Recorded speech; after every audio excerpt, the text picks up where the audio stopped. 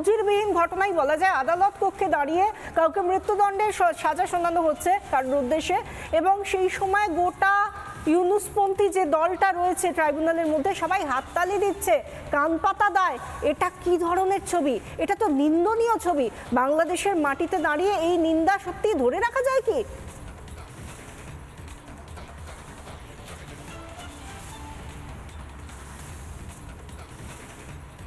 সে আইনজীবীর একটা video viral হলো যেখানে সে বিচারককে বলছে যে আমি যদি শেখ হাসিনার পক্ষে না বলি তাহলে মানুষ বুঝে ফেলবে না যে আমি হাসিনার পক্ষের লোক না। এই ভিডিওটা তো ভাইরাল হয়েছে। যেই আইনজীবীকে বলা হচ্ছে ডিফেন্স কাউন্সিল, মানে শেখ হাসিনার পক্ষের আইনজীবী, সে প্রকাশ্যে আদালতকে বলছে যে আমি যদি হাসিনার পক্ষ না নিই তাহলে তো বুঝে ফেলবে যে আমি আসলে তার পক্ষের লোক না। তাহলে আপনি বুঝতেই পারতেছেন এটা কি আদালত, এটা কি বিচার। এখানে হাততালি হবে, কারণ নাটক যখন দেখতে যাচ্ছেন বা যাত্রা যদি দেখতে আমরা যেতাম তো হাততালি তো মানুষ দিত ভালো একটা দৃশ্য আসলে। সেই নাটকটা এখন গোটা বিশ্বের সামনে প্রকাশ হয়ে গিয়েছে, পরিষ্কার হয়ে গিয়েছে। নতুন করে আর সাদাকে সাদা আর কালোকে কালো বলে আলাদা করে বোঝানোর কিছু নেই গোটা বিশ্বের মানুষের কাছে। ধন্যবাদ সালাউদ্দিন সাহেব। আমরা কথা বলছিলাম, সালাউদ্দিন চৌধুরী আমাদের সঙ্গে ছিলেন। আমাদের সঙ্গে এই মুহূর্তে রয়েছেন deputy executive editor Mayukh Ranjan Ghosh newsroom থেকে। ময়ূখ, আজকের যে রায়দান সেটা একদিকে পূর্ব নির্ধারিত ছিল, একেবারে স্ক্রিপ্টেড, এটা নতুন করে বলার কিছু নেই, কিন্তু তার পাশাপাশি এই হাততালি সত্যি নিন্দের ভাষা নেই।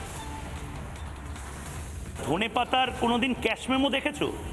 তুমি ফোকলা বাঘের কামড় দেখেছো কিরকম হয়?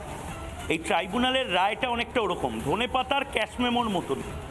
কিছু লোক তারা বসেছে একদিন শীতের সকালে, তারা কমলা লেবু পায়নি, তারা জয়নগরের মোয়া পায়নি, তারা কোর্টরুমে বসেছে এবং কোর্টরুমে বসে আজকে মনে করেছে আজকে আমরা শেখ হাসিনার বিরুদ্ধে মৃত্যু ঘোষণা করব, লিখব এবং সেইটা ক্যামেরায় দেখাবো।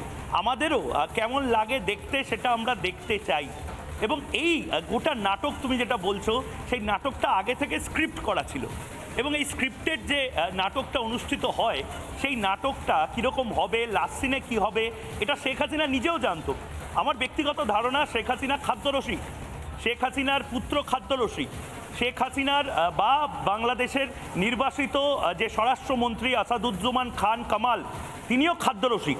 আজকে দুপুরে এই রায় শুনে বা দেখে তারা নিশ্চয়ই হাসতে হাসতে অনেকটা ক্যালোরি ঝরিয়ে ফেলেছেন, এবং ক্যালোরি ঝরানোর পরে আমার ধারণা তারা নিশ্চয়ই বিরিয়ানি অর্ডার করে খাচ্ছেন। বাংলাদেশে কাচ্চি অত্যন্ত একটা জনপ্রিয় খাবার, তাদের বাড়িতেও নিশ্চয়ই কাচ্চি বিরিয়ানি রান্না হচ্ছে, এবং তারা এই অদ্ভুত যে রসিকতা যেটা হলো, বিচার ব্যবস্থা নিয়ে যে রসিকতা হলো, সে বিচার ব্যবস্থার রসিকতাটাকে উপভোগ করার জন্য আমার ধারণা আজকে কাচ্চি বিরিয়ানি সহ আজকে মধ্যাহ্নভোজ সারবে আওয়ামী লীগের যারা কর্তা ব্যক্তিরা রয়েছেন তারা। অনেকে হয়তো এই মুহূর্তে ভাবছেন, ইউনুসপন্থীরা এই মুহূর্তে ভাবছেন যে শেখ হাসিনা বা আওয়ামী লীগ হয়তো ঠকঠক করে কাঁপছে। আসলে মোহাম্মদ ইউনুসের কাছে এটা ছাড়া আর কোনো অপশন ছিল না। মোহাম্মদ ইউনুস কাল রাত থেকে, আমার কাছে যে খবর আছে, মোহাম্মদ ইউনুসকে আমি বারবার চ্যালেঞ্জ করি যে মোহাম্মদ ইউনুসের টেবিলে যে পেপার থাকে সেই পেপার রিপাবলিক বাংলার অফিসে আসতে 5 মিনিট লাগবে। কালকে রাত 9:32 কি হয়েছিল মোহাম্মদ ইউনুস জবাব চায় বাংলা। কাল রাত 9:32 কেন মোহাম্মদ ইউনুস প্যানিক করেছিলেন? কেন মোহাম্মদ ইউনুস এটা বলেছিলেন যে এই ইন্টারন্যাশনাল ট্রাইব্যুনাল যদি যাবজ্জীবনের সাজা দেয় তাহলে আমার বাংলাদেশে টেকা দায় হয়ে যাবে, অবিলম্বে তাকে মৃত্যু ঘোষণা বা ফাঁসির সাজা, সেই মৃত্যু ঘোষণা করতেই হবে। তার কারণ শেখ হাসিনাকে, এই প্লেইং টু দ্য গ্যালারি বলে একটা ইংরেজিতে শব্দ আছে, শেখ হাসিনাকে ফাঁসি দিলাম, ফাঁসি কার্যকরী হয়ে গেল, ফাঁসি ফাঁসি ফাঁসি ফাঁসি, হাসিনার ফাঁসি, এই কিছুক্ষণ যদি আমি এরকম ধরনের প্রচার না সারতে পারি, ও দেশেও তো মিনমিনে মিডিয়া আছে, সেই সমস্ত মিনমিনে মিডিয়ার মাধ্যমে, তাহলে মোহাম্মদ ইউনুসের বাংলাদেশের টেকাটা মুশকিল হয়ে যেত। মোহাম্মদ ইউনুস দ্বিতীয় কি কাজ করলো, যেটা আমাদের অপর এডিটর শুভ্রাংশু চ্যাটার্জি টানা লাইভে বলছিল, 32 নম্বর ধানমন্ডি, কিছু হলেই এখন 32 নম্বর ধানমন্ডির সামনে দুবার করে বুলডোজার ঘোরানো হয়।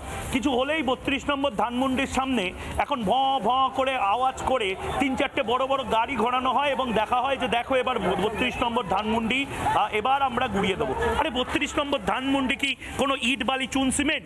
32 নম্বর ধানমন্ডি কি কোনো সিন্ডিকেট? 32 নম্বর ধানমন্ডি সারা পৃথিবীর বাংলাভাষীদের বুকে রয়েছে। 32 নম্বর ধানমন্ডি কি করে এই মোহাম্মদ ইউনুস মেরুদণ্ডহীন মোহাম্মদ ইউনুস কি করে ভাঙবে ৩২ নম্বর ধানমন্ডির যে বাড়ি, সে বাড়ি ছিল, আছে, থাকবে হাজার হাজার বাংলাদেশিদের মনে। সুতরাং ৩২ নম্বর ধানমন্ডির সামনে দুবার করে বুলডোজার ঘুরিয়ে মোহাম্মদ ইউনুস ভাবে যে বাবা আর 2 দিন হয়তো আমি একটু রিলিফ পেলাম।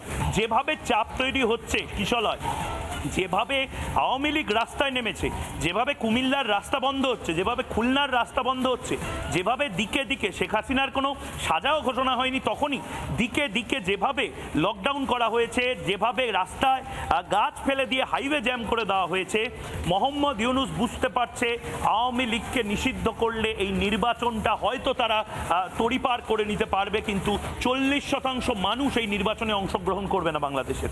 আমাদের কাছে রীতিমতো স্ট্যাটিস্টিক্স আছে কিশলয়, বাংলাদেশের 40% মানুষ তারা এখনো এই মুহূর্তে ভোট হলেও, এই মুহূর্তেও যদি আওয়ামী লীগ যদি ভোটে অংশগ্রহণ করতে পারে তাহলে আওয়ামী লীগ বাংলাদেশের 40% ভোট পাবে।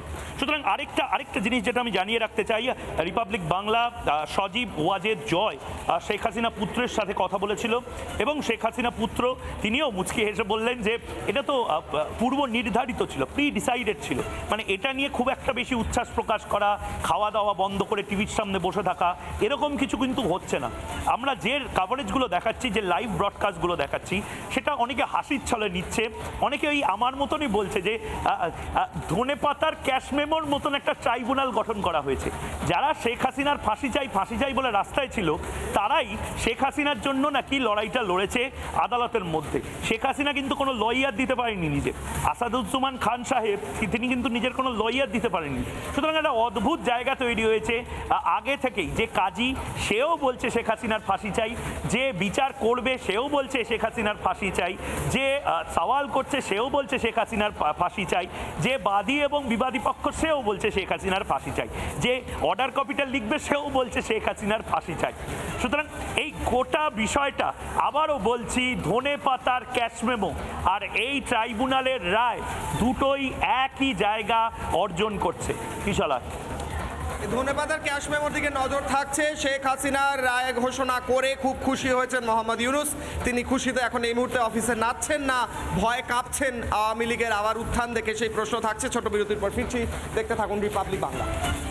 নানা ধরনের কন্টেন্ট দেখার জন্য লাইক করুন, শেয়ার করুন আমাদের ফেসবুক পেজ, সাবস্ক্রাইব করুন আমাদের ইউটিউব চ্যানেল। পাশাপাশি অন্যান্য ব্রেকিং নিউজের জন্য অবশ্যই চোখ রাখুন রিপাবলিক বাংলায়।